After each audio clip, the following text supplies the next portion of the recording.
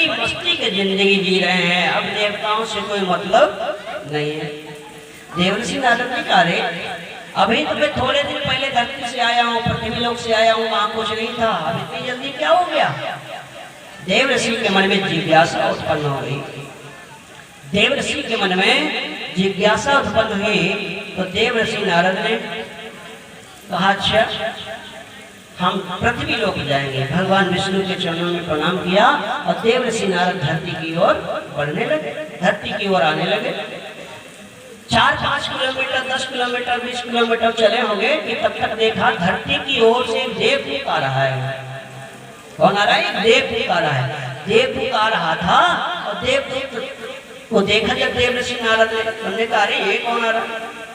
देखा कि दृष्टि डाल करके तो देवता, कौन सा देवता था वो भगवान की चिट्ठी को निरंतर पृथ्वी लोक से लाता था, पहुंचाता था, ऐसा देवता था। तो देवदूत जब पास में आया तो देवदूत से कहा कि भाई बताओ आप ये किस बात की चिट्ठी लेकर के आए हो? ये तुम्हारे हाथ में क्या है? उसने कहा चिट्ठी है। तो ये किस बात की चिट्ठी है? बोले इस बात की चिट्ठी है कि मैं पृथ्वी लोक गया था और पृथ्वी लोक गया था, वहां पर मुझे भगवान विष्णु ने कहा धरती पर मेरे जितने भी भक्त हैं उन भक्तों की सूची बना करके लाओ। मैं उन्हीं भक्तों की सूची बना करके लाया। देवर्षि नारद के मन में आया, इस सूची में पढ़ने को मुझको भी मिल जाता। क्यों पढ़ना चाह रहे हैं देवर्षि नारद? इसलिए पढ़ना चाह रहे हैं कि आपको अगर कोई कह दे कि कल कलश यात्रा हुई थी परसों और कलश यात्रा में फोटो खींचा गया, हमारे अनुराग भैया एक फोटो खींच के ले गए, अब वो फोटो अखबार में निकला है, वो ये कह दे कि अखबार में निकला है, तो जितनी बहनें हैं, जितने भाई लोग हैं, वो ये सोचें काश देख को लेते एक बार पेपर हमारा फोटो निकला कि नहीं निकला है? एक जिज्ञासा मन में पैदा हो जाती है अपना अपना फोटो देखने की, अपना अपना नाम देखने की, ऐसा लगता है। देवर्षि नारद के भी मन में आया, एक सूची बना के लाया पृथ्वी लोक से, पता नहीं इसमें हमारा नाम है कि नहीं है, एक बार पढ़ लेते। हिम्मत करके देवर्षि नारद ने कहा, भैया ये सूची हमें दिखा सकते हो? बोले क्यों नहीं, ये सूची आप देख सकते हैं। सूची दिखाई देवर्षि नारद को। देवर्षि नारद ने ऊपर से नंबर 1 से और 100 तक नाम लिखे थे, सब पढ़ डाले, उनमें कहीं भी देवर्षि नारद का नाम नहीं था। देवर्षि नारद बड़े परेशान हुए, दुखी हुए।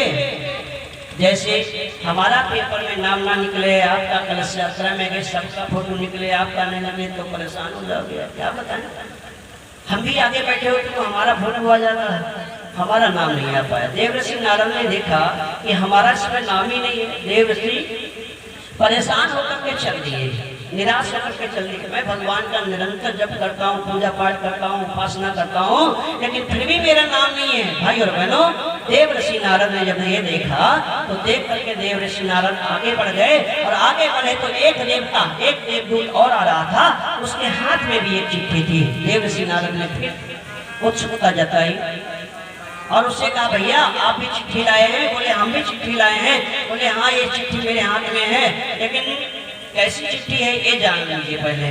भाई और बहनों, देवर्षि नारद ने कहा, भैया ये कौन वाली चिट्ठी है? बोले ये वो वाली चिट्ठी है, पहले जो चिट्ठी गई थी उसमें भक्तों के नाम थे भगवान के, जो भगवान की पूजा करते थे उनके नाम थे, लेकिन जो मैं चिट्ठी लेकर के जा रहा हूँ उसमें उन भक्तों के नाम हैं जिनका भगवान ध्यान करते हैं। उन भक्तों के नाम है इसमें जिनका भगवान स्वयं ध्यान करते हैं, भगवान स्मरण करते हैं, भगवान उनकी रक्षा करने के लिए निरंतर तैयार रहते हैं। ऐसे भक्तों की ये सूची है। देवर्षि नारद ने कहा, जरा धरती दिखाओ।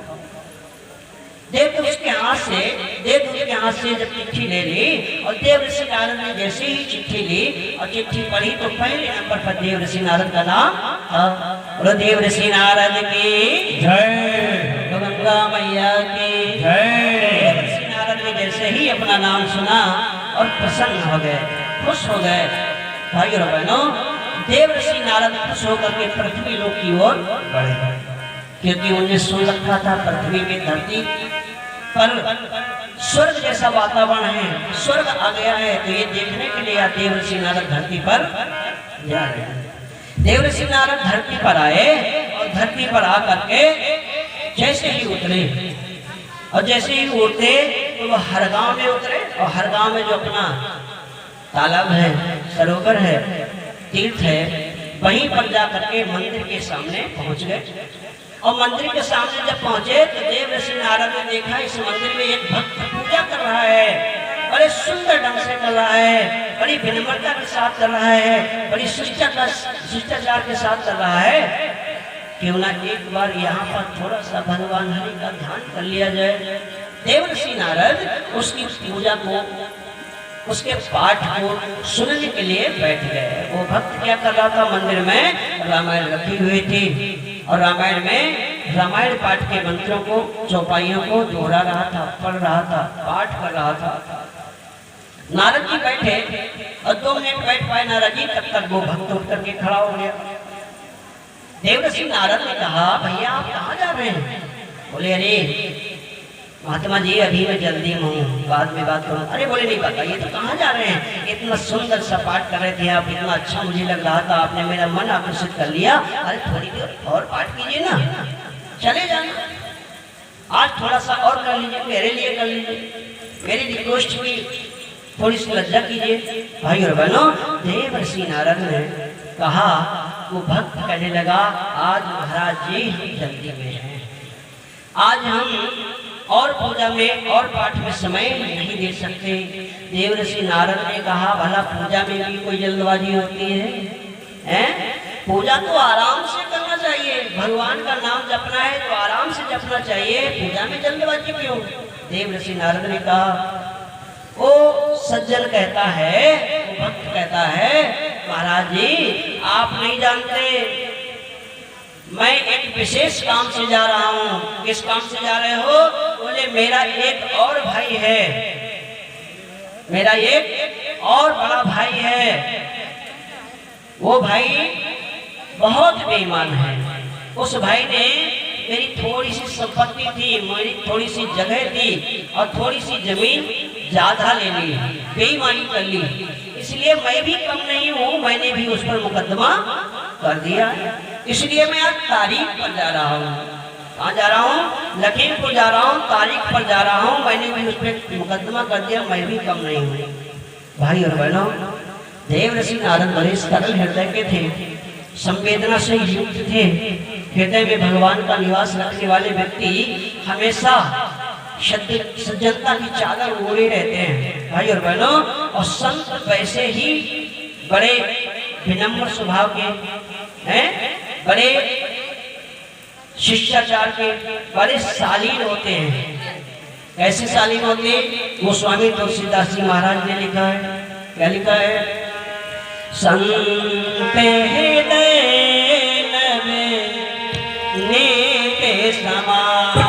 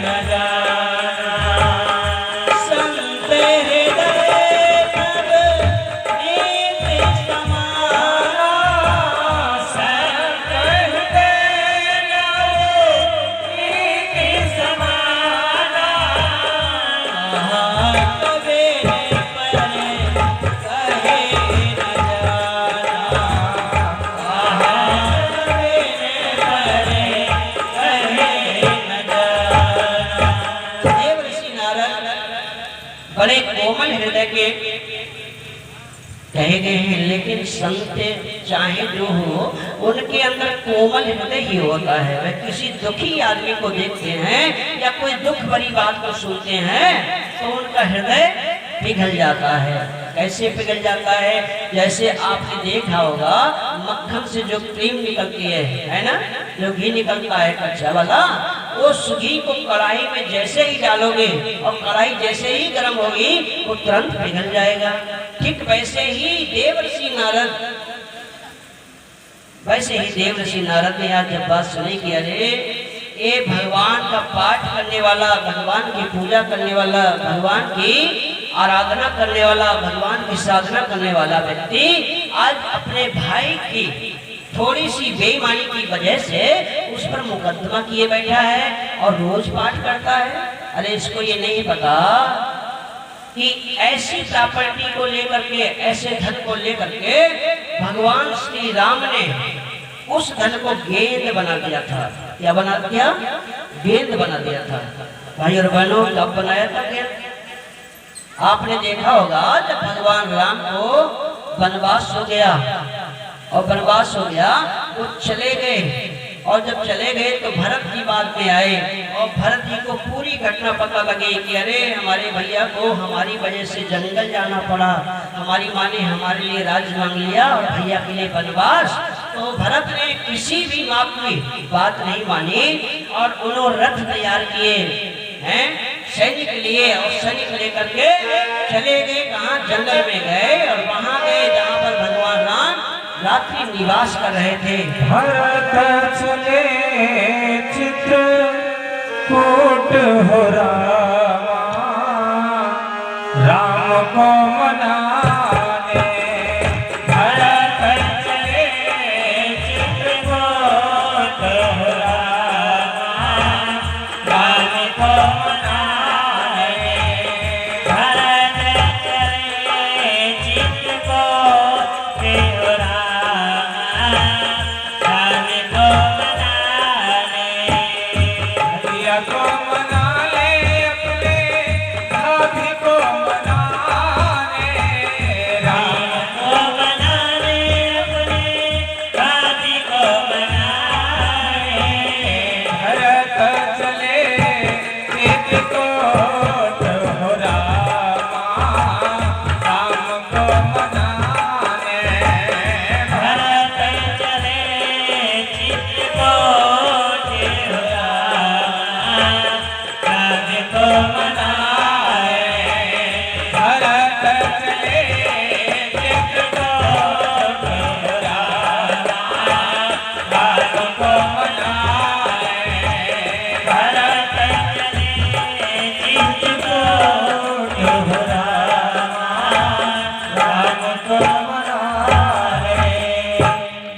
भरत जी राम जी के पास पहुंचते हैं और राम के चरणों में वंदना करने के बाद कहते हैं, भैया मेरी माँ ने गलती की, मेरी माँ ने बहुत बड़ी गलती की, लेकिन मैं उनकी ओर से क्षमा प्रार्थना मांगता हूँ। मुझे माफ कर दो, मेरी माँ को माफ कर दो और चलो वो अयोध्या का राज्य आपका है, वो धन संपत्ति आपकी है, क्योंकि आप ज्येष्ठ हैं, बड़े हैं, इसलिए आप चलिए वहां पर राज का संभालिए। भगवान राम कहते हैं, भ्राता भरत तुम घर जाओ, तुम्हारे लिए माँ ने राजगद्दी मांगी है, जाओ राजकाज को संभालो और मैं माता की पिता की आज्ञा का पालन करने जा रहा हूँ। धन तुम ले लो, राज्य तुम ले लो, जाओ वहां पर अच्छी तरह से राज्य का संचालन करो।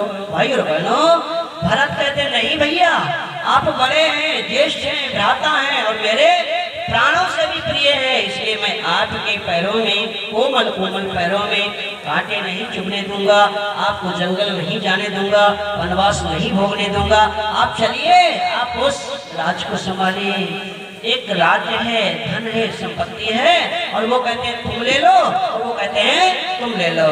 राज्य को, धन को गेंद बना दिया, वो उनके ऊपर उछाल रहा है, वो उनके ऊपर उछालता है। भाई और बहनों, देवर्षि नारद कहने लगा, एक वो भरत और राम का दृश्य देखिए, उनका देखिए, और ये यहाँ पर रामायण का पाठ कर रहा था, ये अपने भाई पर मुकदमा किए बैठा है। देवर्षि नारद को बड़ा पीड़ा हुआ, दुख हुआ, परेशान हुए देवर्षि नारद। और देवर्षि नारद परेशान हुए तो उन्होंने कहा चलो यहाँ नहीं रुकेंगे, मंदिर में नहीं रुकेंगे।